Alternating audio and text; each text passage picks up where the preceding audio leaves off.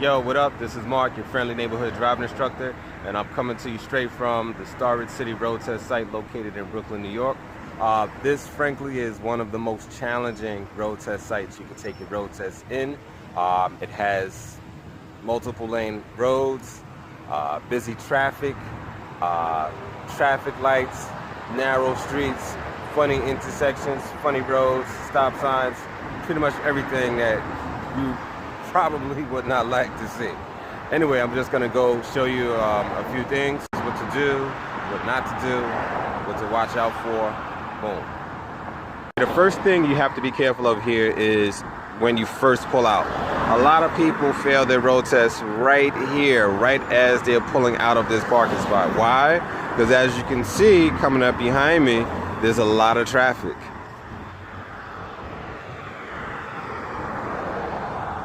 So, the next lights is very far down the road, and when traffic comes down the street, it comes very quickly, and it's very difficult for you to see it coming towards you, especially when you're sitting in your car and this is your perspective. You can see some of the left-hand side of the road, but you cannot see the right-hand side of the road or vehicles coming from that side until they're almost right on top of you. So when you're pulling out here, the best thing you could do is wait for it to be completely clear. No traffic in either lane. When you pull out, make sure you come to the first lane and keep in the first lane until they tell you to switch over or to make a turn. All right. Now, let me show you something else.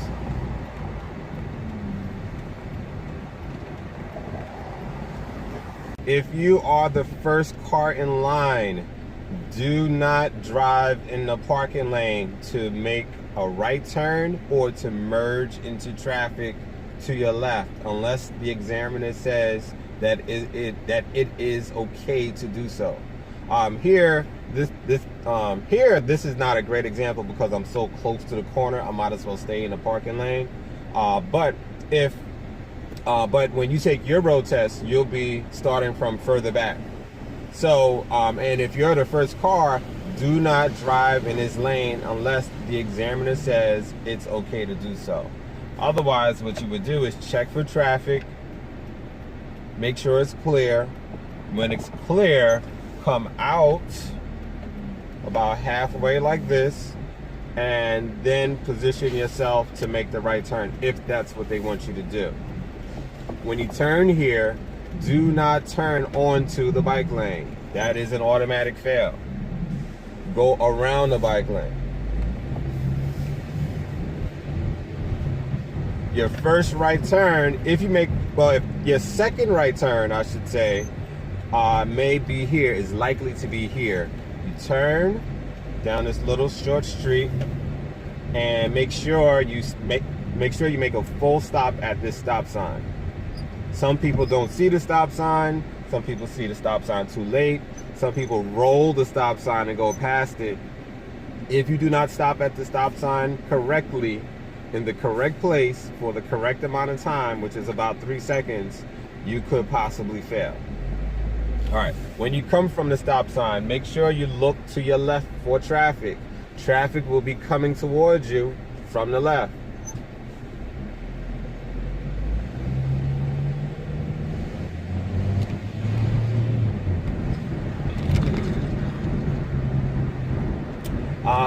The streets over here are called loops, meaning when you turn in, I'm going to make a right turn into this road here. The street is a one-way road, and it loops around back to the same street that you entered from. When you go through this loop, I would suggest staying in the middle. If you stay too far to the left or too far to the right, the examiner can say that you're in a dangerous position for the road, which they're actually kind of true. If you're too much to the right, somebody could come up on your left side. If you're too much to the left, somebody could try to pass you on the right. So for the most part, try to stay in the middle. All right, making a left turn. Again, full stops at the stop sign before the first white line. 1, 2, 3. You move up and then you look for traffic. Look left and right for traffic. Be careful of approaching vehicles. Be careful of blind spots caused by parked vehicles. Keep checking left and right several times. Turn. Try not to turn on top of the yellow line. Make sure you go around the yellow line. And then you continue.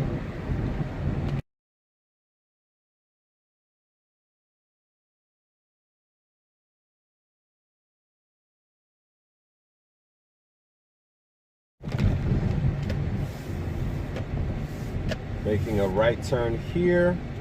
Also, just a note, if you're making a right turn and there's a bike lane on your right side, look to see if the line for the bike lane is broken or solid.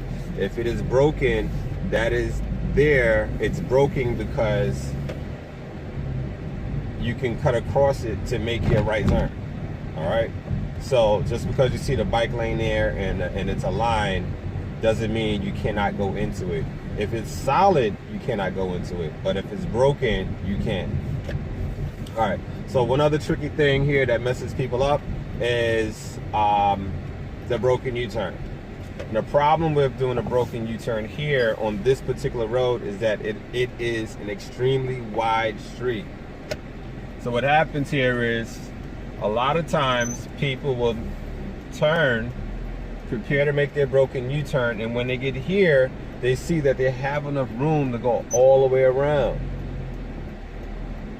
If you do that, you just failed.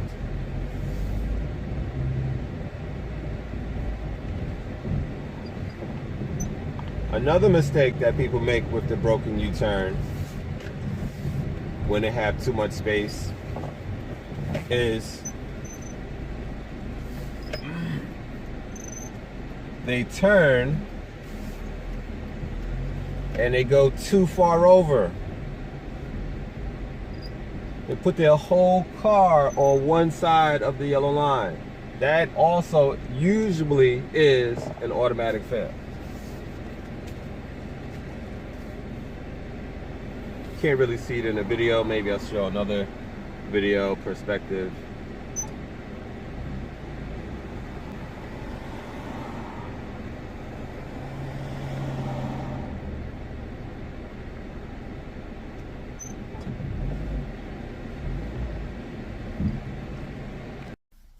Yes, I know 5 hours is a long time, but if you're going to spend 5 hours of your life doing a class, it might as well be worth your while.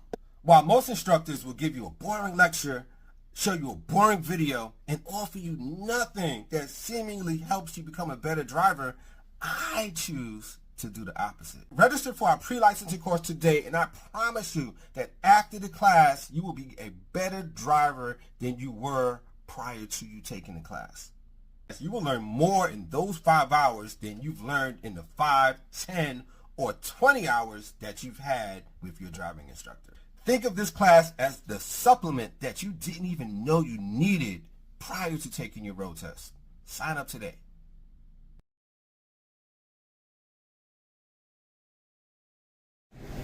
Okay, there are two directions that they normally take people at the Starrett City Road test site.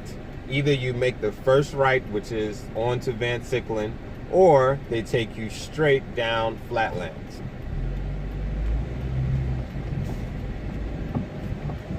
If you're on Flatlands Avenue and you go this way, 9 times out of 10, they will ask you to switch over to the left lane. Why? Because you're preparing to make a left turn.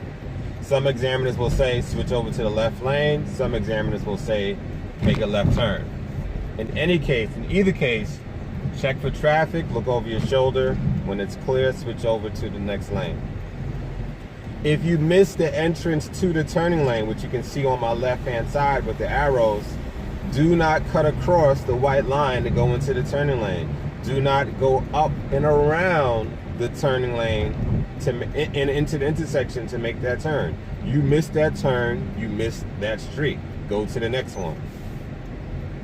Enter the beginning of the turning lane just like how I did here. And if the light is green, you move up into the intersection and you wait here, preparing to make the turn. While you're waiting to make the turn, check for pedestrians, check to see what kind of road you're turning onto. Is it a one-way street or a two-way street? A lot of the roads over here do not have yellow lines on them, so you may not be able to tell if you're turning onto a one-way street or a two-way street if you're looking for that only. All right, this is one example of one of them. This road happens to be pretty wide, but there is no yellow line. If you turn too much to the left, you'll fail here. All right, so imagine the middle of the road, imagine the yellow line going down the middle of the road, and you stay to the right-hand side of that imaginary yellow line.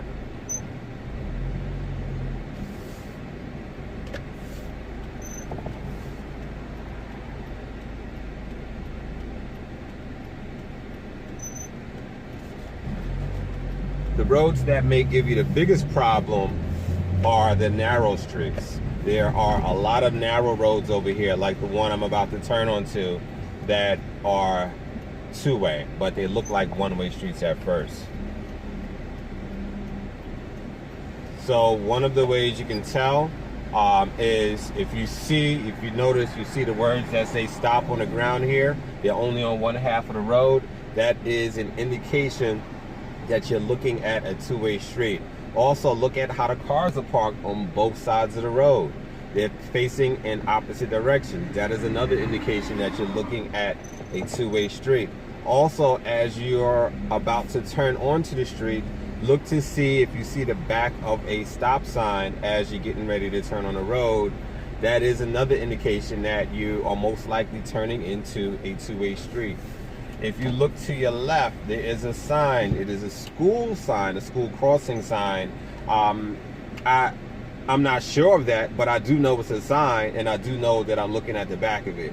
Why am I looking at the back of it? Why? Because it's meant to communicate to traffic coming down that side of the road. So traffic on the left-hand side of the road would be seeing the front of that sign.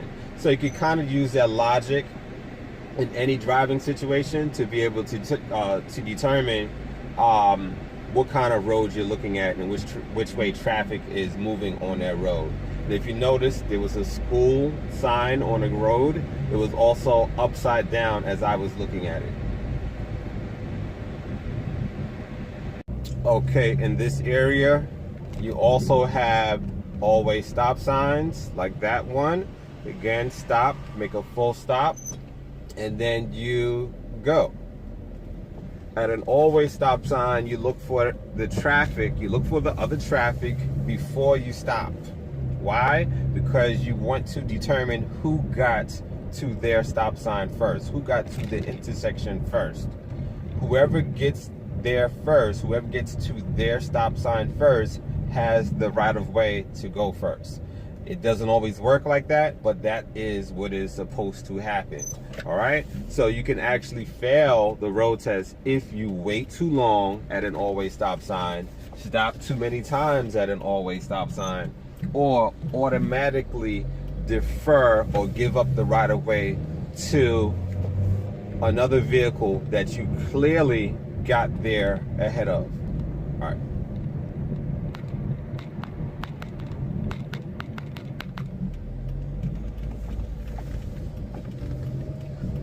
Also, when you turn onto a road, being that these roads have multiple lanes, make sure you turn into the closest lane on the correct side of the road. That is very important.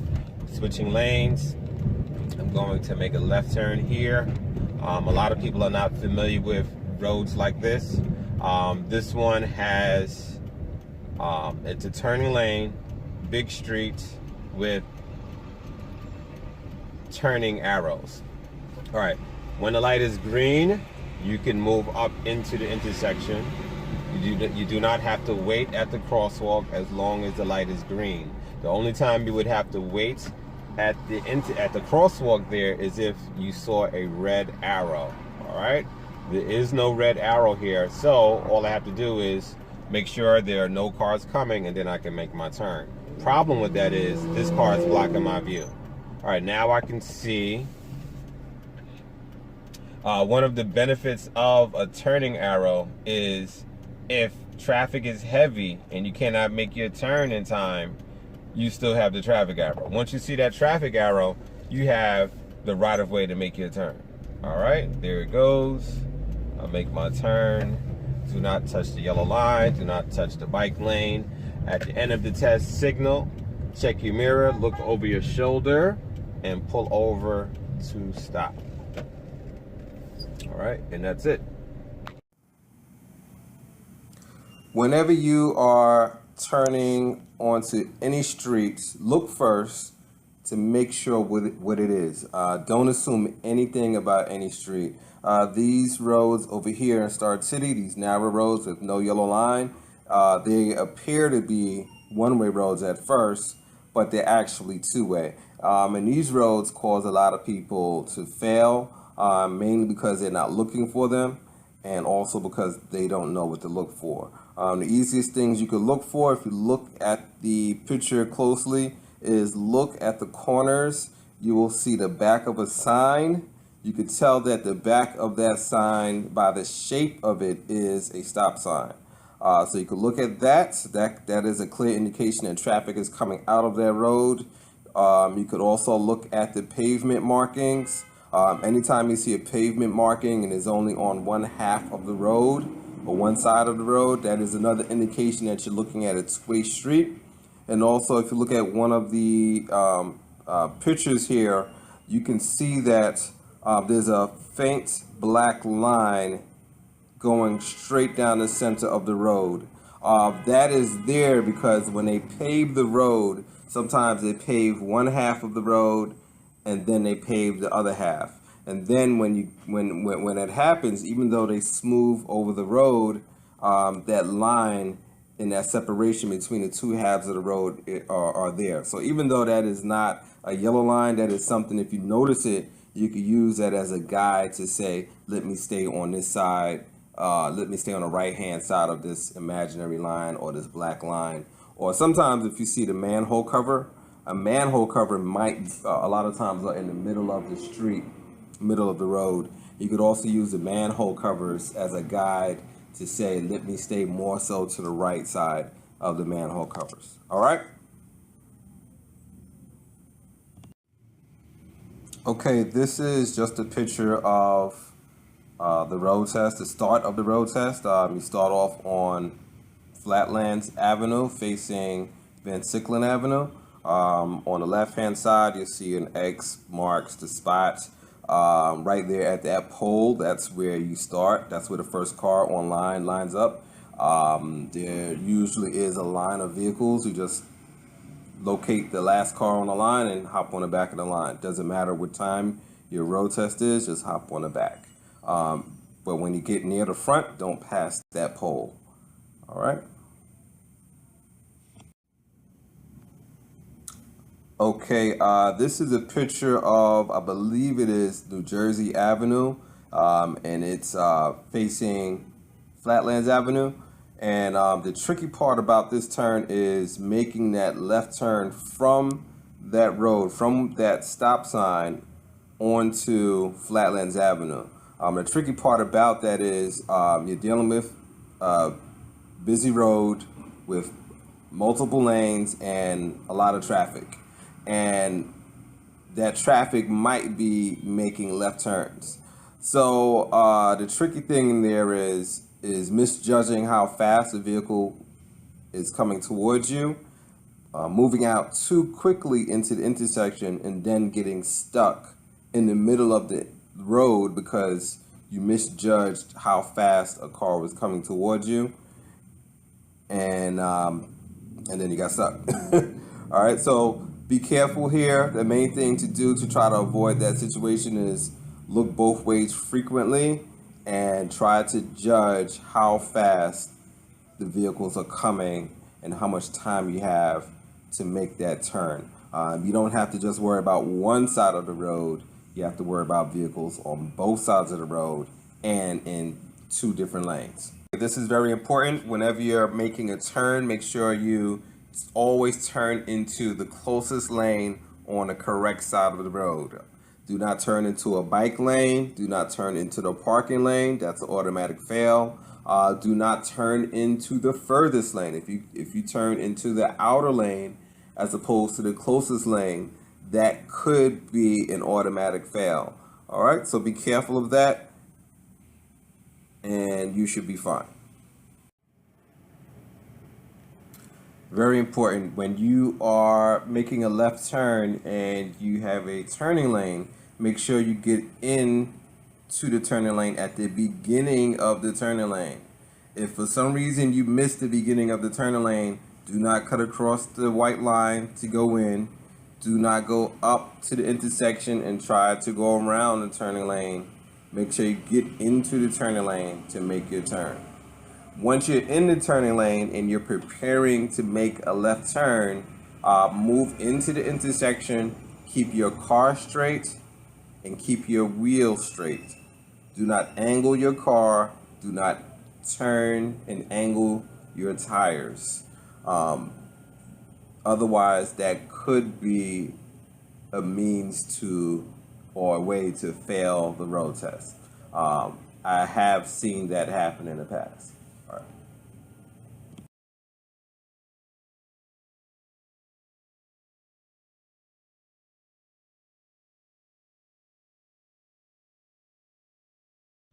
So again, Starrett City is not the greatest area in the world. It's not the easiest place in the world. But if you're paying attention, if you get enough practice, you can still pass here. People pass here every day. So it's possible. If they take you straight and onto flatlands and making a left, the area is a little bit more tricky. If they take you straight into the right onto Van Sicklen, then the area is a little bit more simple. All right, so that's what you can expect with the Starrett City Road test site.